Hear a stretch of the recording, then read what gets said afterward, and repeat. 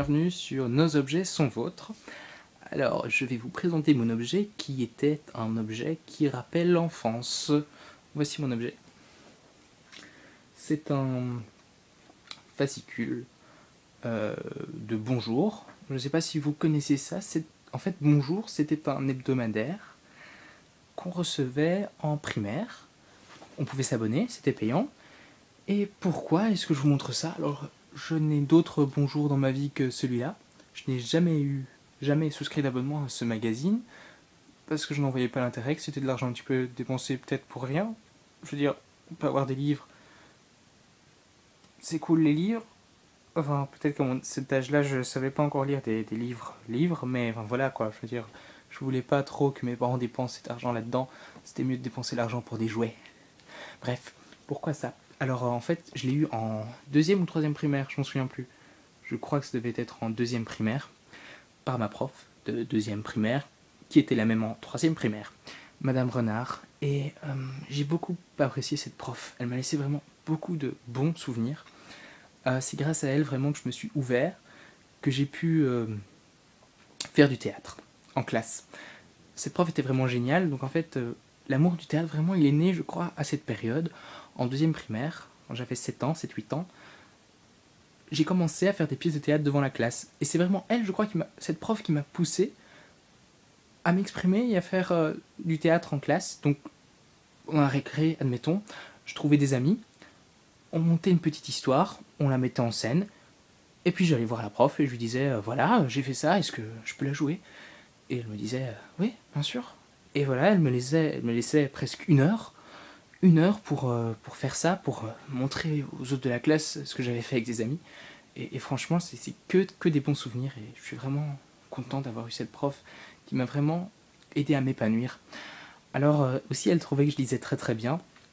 Alors à la fin d'une réunion de parents, elle m'a dit, tu lis tellement bien que voilà, je te donne ça. Donc j'étais content. Parce que voilà quoi. Enfin, on me dit que je lis bien, et puis on m'offre ça. Ça représente quand même quelque chose pour moi. Enfin, je sais, c'est qu'un fascicule de Bonjour qui doit coûter quelque chose comme 2 euros, même si c'était encore les francs à l'époque, je sais plus. Donc voilà, enfin, pour moi ça représente quelque chose et j'ai vraiment aimé avoir cette prof. Alors, la question du mois, c'était personnage Disney préféré. Bon, mon personnage Disney préféré. Non, elle est là, au-dessus, c'est pas elle, c'est elle. C'est la méchante reine dans Blanche-Neige. Alors, avant, quand j'étais plus jeune, j'aimais Blanche-Neige. Blanche-Neige était belle, Blanche-Neige était jeune, Blanche-Neige était la plus belle femme de tout le royaume. Mais maintenant, en grandissant, je me suis dit, Blanche-Neige est vraiment naïve. Elle est vraiment gnangnan à courir dans les bois, avec des branches qui s'accrochent à sa robe, en ayant peur des fans. Ouh, les fans. Et des petits oiseaux qui, oh tiens, ce sont des oiseaux, oh, l'oiseau se pose sur mon doigt, voilà. Alors en grandissant, je me suis rendu compte que, quand même, la méchante reine de Blanche-Neige avait plus de personnalité et plus d'accroche. C'est pour ça que c'est devenu mon personnage Disney préféré. Puis aussi le fait qu'elle veuille tout faire pour devenir la plus belle femme du royaume. C'est vraiment, j'aime pas, c'est le personnage mystérieux, on connaît pas vraiment son passé, énigmatique, et puis, il faut l'avouer, elle est vraiment belle, hein. Et sa tenue, le violet, quoi, le violet, il accroche au regard, j'aime ça. Donc voilà pourquoi est-ce que la reine Grimhilde, oui, c'est son vrai nom, je le connais, je suis trop content. Voilà. Oui, petite anecdote, j'avais acheté une très ancienne bande dessinée de Blanche-Neige qui devait dater des années 40 ou 50. Ouais. Et dans cette version de la bande dessinée du long métrage Disney, il y avait des détails qu'on ne connaissait pas qui étaient inscrits. Notamment que le chasseur s'appelle Herbert, que le nom du prince donné par Blanche-Neige est Tête de Baquet, parce que tout simplement, la façon dont Blanche-Neige avait rencontré le prince Tête de Baquet était complètement différente de la version du film. C'est-à-dire qu'elle était en train de chanter et de faire un épouvantail avec son seau du puits, et que soudainement, ouh, on retire le seau et qu'est-ce que c'est? Oh, c'est le prince charmant. Alors voilà, elle l'a appelé ce prince charmant prince Tête de Baquet. Et c'est là aussi qu'on apprend que la méchante reine s'appelle Reine Grimhilde. Voilà, tout simplement.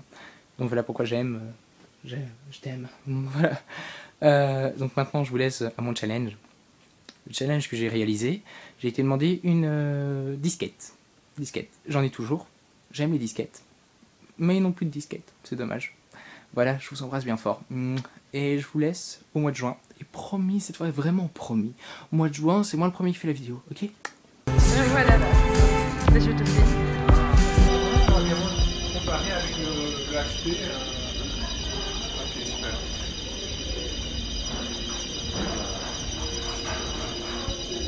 Je sais pas si vous pourrez m'enseigner, mais en fait, je sais pas si vous faites des disquettes vierges, si vous en avez encore. Et ça, du côté de CD, DVD, le rayon juste avant les caisses.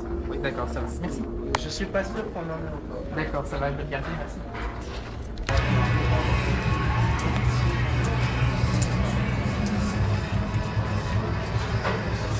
Je sais pas si vous savez me renseigner.